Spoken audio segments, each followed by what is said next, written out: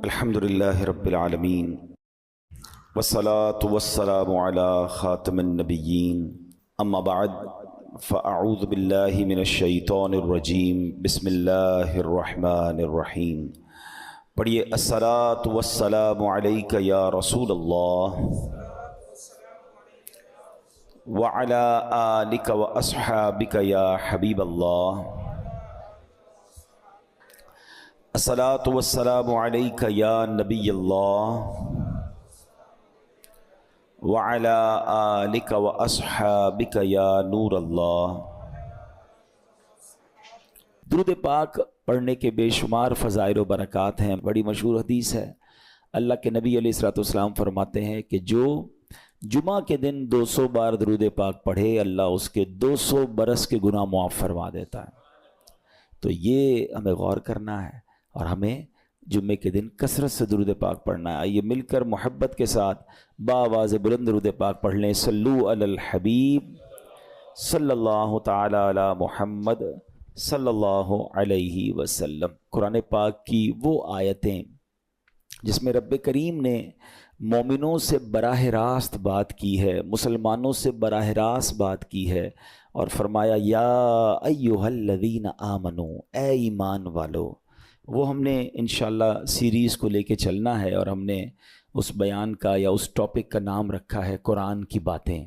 تو پہلی آیت ہم کور کر چکے تھے جس میں نبی پاک علیہ الصلوۃ والسلام کی شان بڑے شاندار انداز میں سورہ بقرہ کی وہ آیت تھی جس میں ہمیں یہ بتایا گیا تھا کہ اے ایمان والو، پیارے آقا سے بات کیسے کرنی ہے، ان کو راعنا نہیں کہنا، ان کو انظرنا کہنا ہے۔ آج جو ہم نے آیت پڑھنی ہے قرآن پاک کی، جس آیت کو سمجھنا ہے، یہ بھی قرآن پاک کی سورہ بقرہ کی آیت ہے، پارہ نمبر 2 ہے اور آیت نمبر 153 ہے۔ بیوٹیفل آیت and so many good lessons from that آیت۔ اب وہ آیت کون سی ہے؟ بسم اللہ الرحمن الرحیم۔ یا ایھا الذین آمنوا استعینوا بالصبر والصلاۃ ان اللہ مع الصابرین۔ ترجمہ اس کا کیا ہے؟ اے ایمان والو، صبر اور نماز سے مدد مانگو، بے شک اللہ صابروں کے ساتھ ہے۔ اب یہاں بہت خوبصورت باتیں ہمیں سیکھنی ہیں کہ صبر اور نماز سے مدد مانگو۔ قرآن ہمیں راستہ بتا رہا ہے کہ آپ کو ہیلپ چاہیے تو صبر اور نماز کے ذریعے آپ نے ہیلپ لینی ہے۔ اب اس کا مطلب یہ ہوا کہ عبادات کی ادائیگی، گناہوں سے رکنے اور نفسانی خواہشات پورا نہ کرنے پر صبر کیا جائے، اور نماز چونکہ تمام عبادات کی اصل ہے، اہل ایمان کی معراج ہے، اللہ اور بندے کے درمیان ایک بیوٹیفل کانٹیکٹ ہے، تو اس لیے اس سے بھی مدد طلب کرنے کا حکم دیا گیا ہے۔ یہ بھی یاد رہے کہ بدن پر باطنی اعمال میں سب سے سخت صبر ہے اور ظاہری اعمال میں سب سے مشکل نماز ہے۔ یہ بڑی اہم بات ہے۔ کچھ اعمال وہ ہیں جن کا تعلق دل سے ہوتا ہے، انسائٹ ہوتا ہے۔ انسائٹ اعمال میں سب سے مشکل کام کیا ہے؟ صبر کرنا۔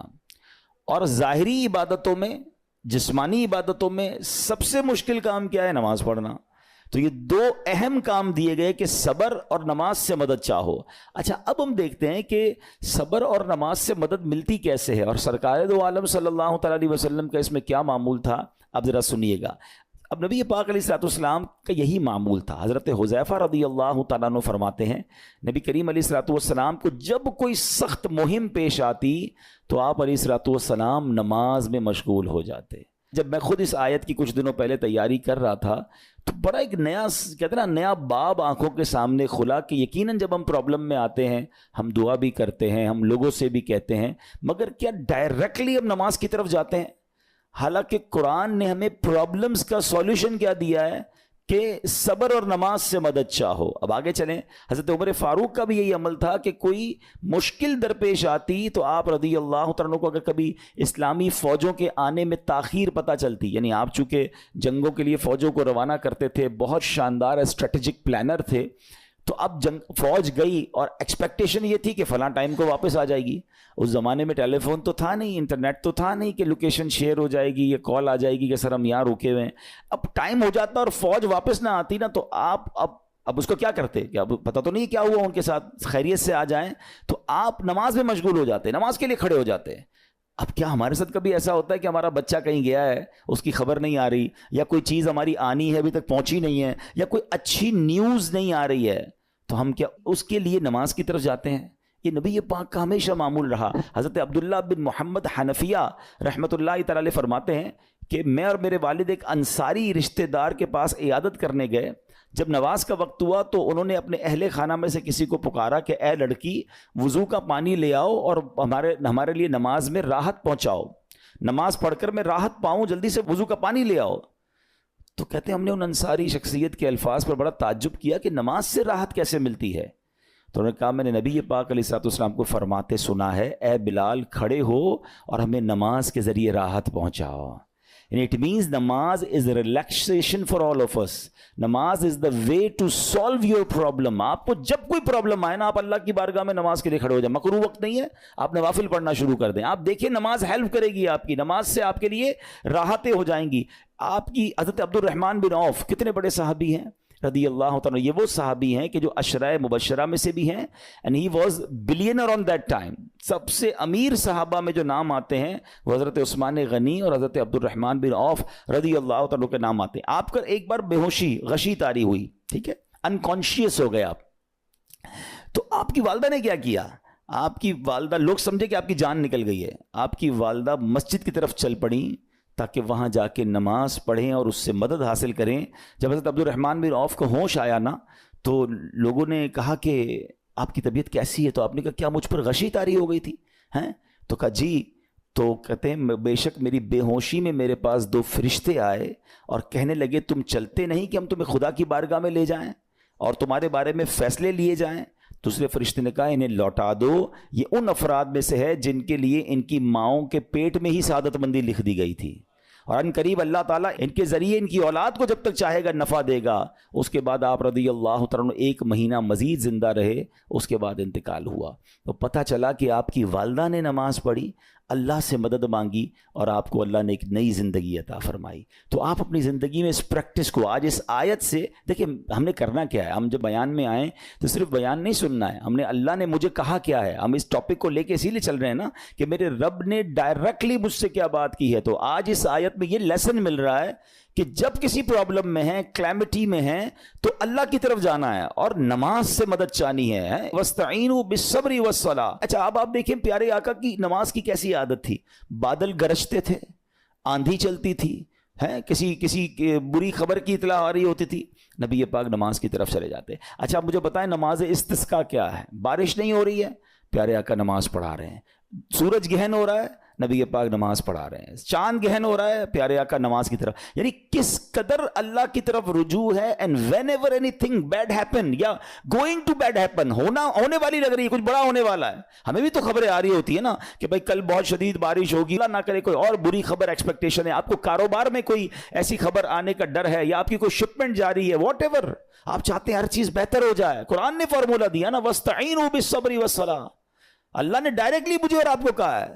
تو from now on words make your practice کہ میں نے انشاءاللہ نماز سے مدد لینی ہے. اور آپ اپنی آنکھوں سے دیکھیں گے اور آپ اللہ سے عرض بھی کریں کہ اللہ تو نہیں قرآن میں کہا ہے مدد لے, میں نے کھڑا ہو گیا نماز کے لیے.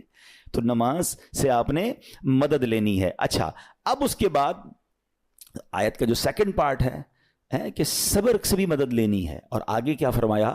ان اللہ مع الصابرین, اللہ صابروں کے ساتھ ہے. سبحان اللہ. اس کا مطلب یہ ہوا کہ اللہ تعالیٰ اپنے علم و قدرت کے ساتھ ویسے تو ہر کسی کے ساتھ ہے, لیکن یہاں صبر کرنے والوں کا خاص ذکر اس لیے ہوا تاکہ انہیں معلوم ہو جائے کہ اللہ تعالیٰ ان کی مشکلات کو دور فرما دے گا. مگر کرنا کیا ہے؟ صبر کرنا ہے. اچھا اب صبر کے بارے میں 2 باتیں بڑی اہم ہیں کہ صبر نارملی ہم جب بھی صبر کے بارے میں سنتے ہیں تو صبر ہم کہتے ہیں یار تکلیف آئی ہے صبر کرو, یقیناً یہ بھی صبر ہے, مگر صبر کی ایک اور قسم بھی ہے جو اس سے بھی سپیریئر ہے, جو اس سے بھی افضل ہے. اور وہ کیا ہے؟ گناہ کے لیے دل چاہے, حرام کے لیے دل چاہے, نفسانی خواہشات برا کام کروانا چاہ رہی ہیں اور بندہ اس پر صبر کرے. یہ صبر جو ہے نا یہ شریعت کو اور محمود ہے اور بڑا افضل ہے کہ انسان کو جی چاہے کہ فلاں گناہ کرنا ہے مگر وہ اس پر صبر کرے. اور دوسرا صبر وہی ہے جو ہم جانتے ہیں کہ کوئی مصیبت آ جائے, کوئی آفت آ جائے, کوئی ہمارا اللہ نہ کرے کسی سے لڑائی ہو جائے, ہمیں کوئی برا بھلا کہے, ہم اسے معاف کر دیں, صبر کریں. یا جسمانی تکلیف ہے, کاروبار میں پرابلم ہے, ہم اللہ کی رضا پر راضی رہیں. تو یہ 2 قسم کے صبر ہیں. اور جب کوئی بندہ صبر کرتا ہے نا تو قرآن و حدیث اور بزرگان دین کے اقوال سے میں اب آپ اس کے 10 فائدے بتانا چاہتا ہوں. میں کہتا جاؤں گا, آپ اللہ کے ذکر کی نیت سے سبحان اللہ بھی کہتے رہیں, جنت میں درخت بھی لگاتے رہیں. ٹھیک ہے. اللہ تعالیٰ صبر کرنے والوں کے ساتھ ہے. صبر کرنے والے کو اس کے عمل سے اچھا اجر ملے گا, صبر کرنے والے کو بے حساب اجر ملے گا. صبر کرنے والوں کی جزا دیکھ کر قیامت کے لوگ حسرت کریں گے. صبر کرنے والے رب کریم کی طرف سے درود و ہدایت اور رحمت پاتے ہیں. صبر کرنے والے اللہ کو محبوب ہیں. صبر آدھا ایمان ہے. صبر جنت کے خزانوں میں سے ایک خزانہ ہے. صبر کرنے والے کی خطائیں مٹا دی جاتی ہیں, اور صبر ہر بھلائی کی کنجی ہے. اب آتے ہیں ان دونوں صبر کو تھوڑا سا ڈیفائن کرتے ہیں. ایک نفسانی خواہشات, گناہ کا جی چاہتا ہے, کیونکہ نفس ہے نا, وہ تو ہر وقت موج مستی چاہتا ہے, وہ تو ہر وقت چاہتا ہے جناب بس یہ بھی کام کر لوں وہ بھی کر لوں. اب مجھے یہ دیکھنا ہے کہ میرا یہ کام اللہ کو راضی کرے گا یا رب کو ناراض کر دے گا. لیکن جو نفسانی خواہشات پر صبر کرتا ہے نا, گناہ سے اپنے آپ کو بچاتا ہے. قرآن کیا کہتا ہے؟ وَأَمَّا مَنْ خَافَ مَقَامَ رَبِّهِ وَنَهَى النَّفْسَ عَنِ الْهَوَىٰ فَإِنَّ الْجَنَّةَ هِيَ الْمَأْوَىٰ. اور رہا وہ جو اپنے رب کے حضور کھڑے ہونے سے ڈرا اور نفس کو خواہش سے روکا, تو بے شک جنت ہی اس کا ٹھکانہ ہے. دل چاہ رہا ہے, شیطان کہہ رہا ہے کر لے, کوئی دیکھنے والا نہیں ہے, علاقہ بھی چینج کر لیا, شہر بھی تبدیل ہو گیا, nobody here to watch you, مگر اللہ دیکھ رہا ہے.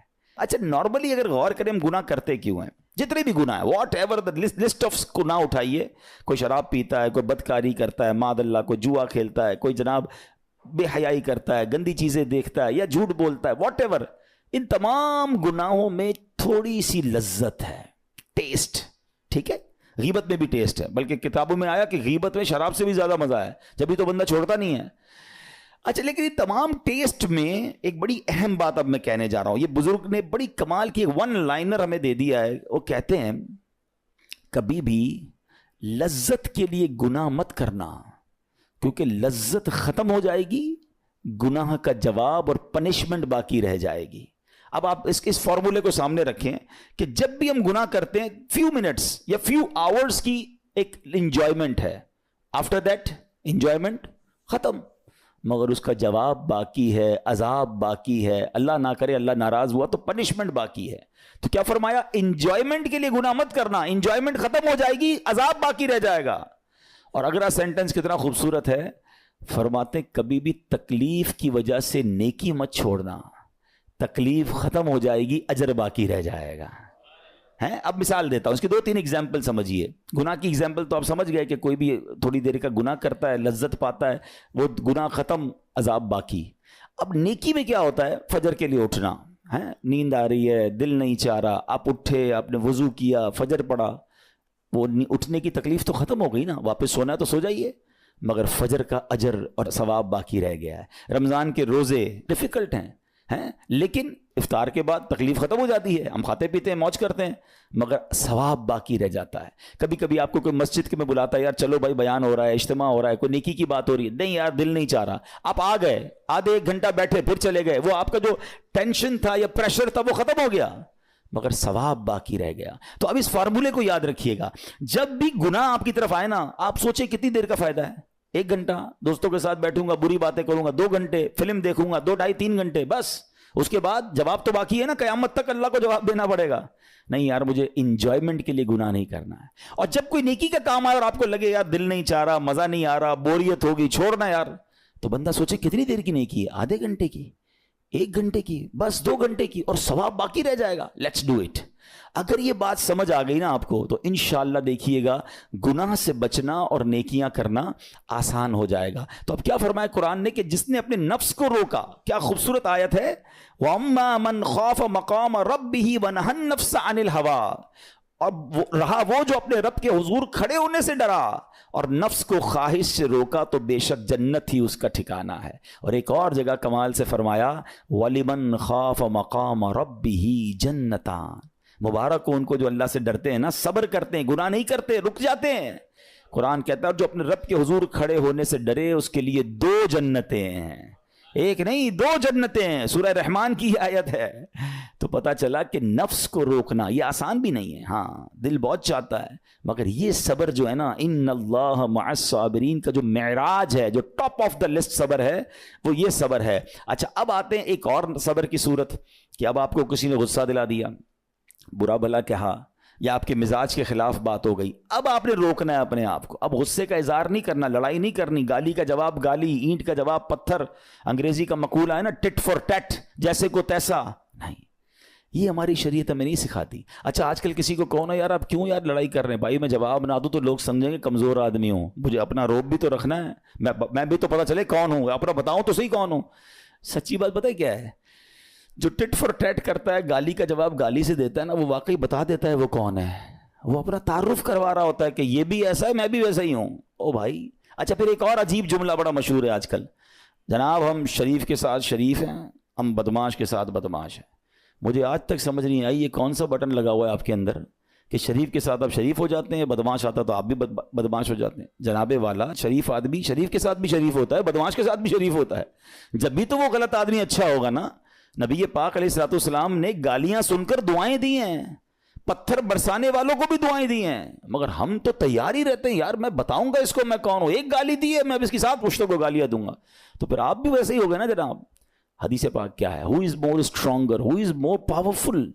اللہ کے حبیب علیہ الصلوۃ والسلام فرماتے ہیں کہ بہادر وہ نہیں, یہ بخاری شریف کی حدیث ہے, بہادر وہ نہیں جو پہلوان اور دوسرے کو پچھاڑ دے, بلکہ بہادر وہ ہے جو غصے کے وقت اپنے آپ کو قابو میں رکھے. اصل بہادری یہ ہے.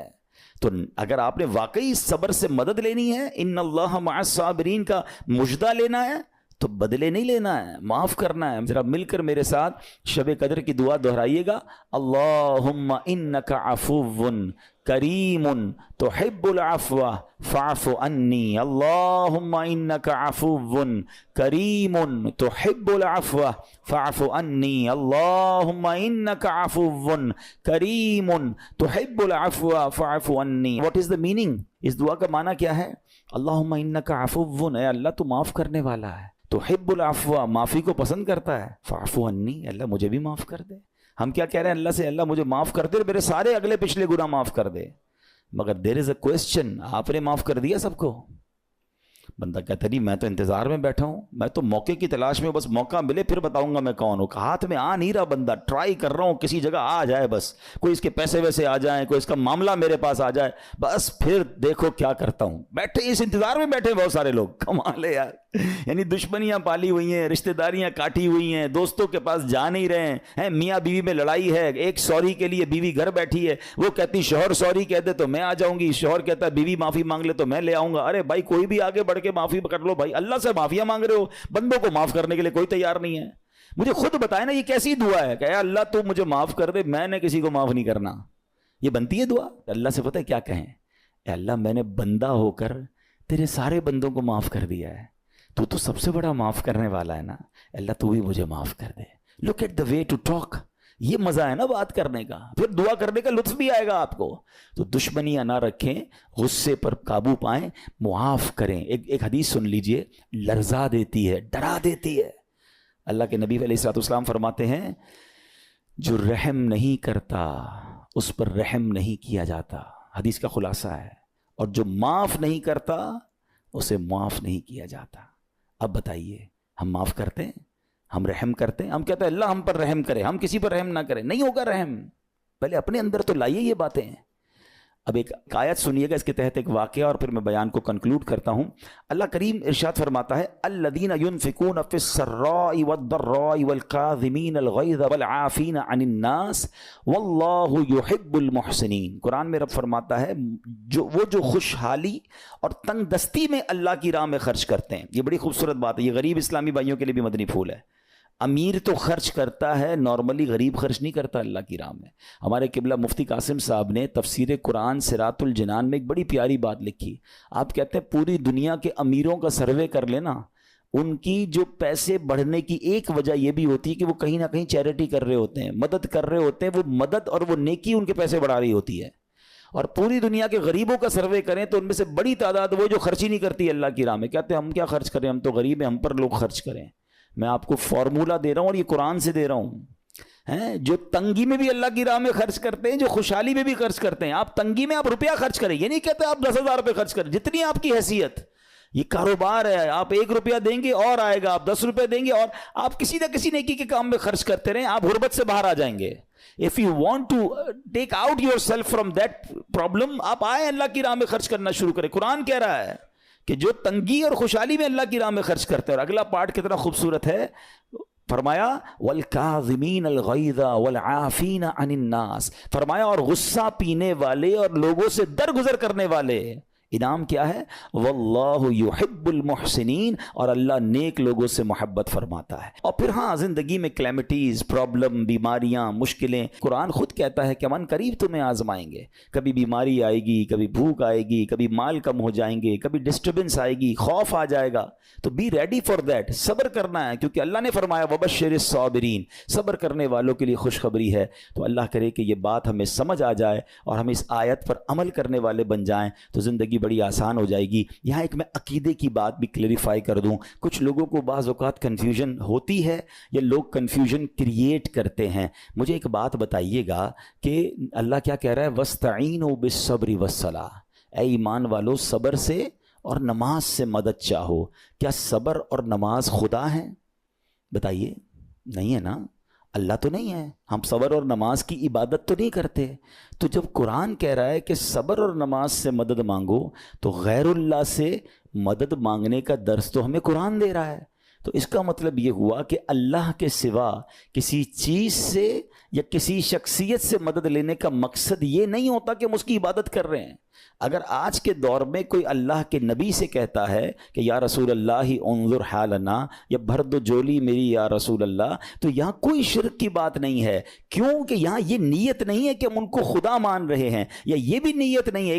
ایک عقیدہ کلیئر کر دیتا ہوں, پوری دنیا میں عاشقان رسول کا یہی عقیدہ ہے کہ کوئی نبی, کوئی صحابی, کوئی ولی اپنی طرف سے کسی کو کچھ نہیں دے سکتا. وہ سب رب کے محتاج ہیں. اللہ کسی کا محتاج نہیں ہے. جو اللہ کا ہے وہ اس کا اپنا ہے. ہاں اللہ نے اپنے مخصوص بندوں کو کچھ عطائیں کی ہوئی ہیں, کچھ پاورز دیے ہوئے ہیں, وہ اللہ کی عطا سے اگر کسی کو تقسیم کرتے ہیں تو اس میں کوئی پرابلم نہیں ہے. قرآن کہہ رہا ہے اے ایمان والو صبر اور نماز سے مدد چاہو. یہاں ایک اور بات سمجھنی ہے, دنیاوی طور پہ بھی کیا ہوتا ہے کہ آپ کوئی باس ہوتا ہے, اپنے کسی مینیجر کو پاور آف اٹارنی دے دیتا ہے کہ یہ تمہارے پاس اس پراپرٹی کا پاور ہے, تمہارے پاس فلاں چیز کا پاور ہے. وہ اس پاور کے بہاف پر وہ کام کر دیتا ہے, مگر کوئی یہ نہیں کہتا کہ he is the owner. Actually he have attorney, he have power of attorney. بالکل ہمارا بھی عقیدہ یہ ہے کہ اللہ نے اپنے کچھ مخصوص بندوں کو, اپنے پیاروں کو کچھ اختیارات عطا فرمائے ہیں, اور جب وہ ان اختیارات پر عمل کرتے ہیں تو ایکچولی وہ اللہ ہی کی عطا ہے. ہاں دنیا میں اگر کوئی یہ سمجھتا ہے کہ کوئی شخصیت یا کوئی بزرگ یا کوئی اللہ والے اپنی طرف سے دیتے ہیں, رب کا اس میں کوئی دخل نہیں, تو یہ شرک ہے, یہ بات درست نہیں ہے. ہمارا سب کا عقیدہ یہ ہے کہ جو کچھ دنیا میں اگر کسی ولی, نبی, صحابی کے پاس ہے وہ رب کا دیا ہوا ہے, رب کی عطا ہے, رب ان کو دیتا ہے, رب کو کوئی نہیں دیتا. رب کے پاس جو کچھ ہے وہ اس کا اپنا ہے. تو یہ کانسیپٹ بھی کلیئر ہوتا ہے قرآن پاک کی اس آیت سے. اللہ کریم سے دعا کرتے ہیں رب کریم ہم سب کی حاضری کو اپنی بارگاہ میں قبول فرمائے.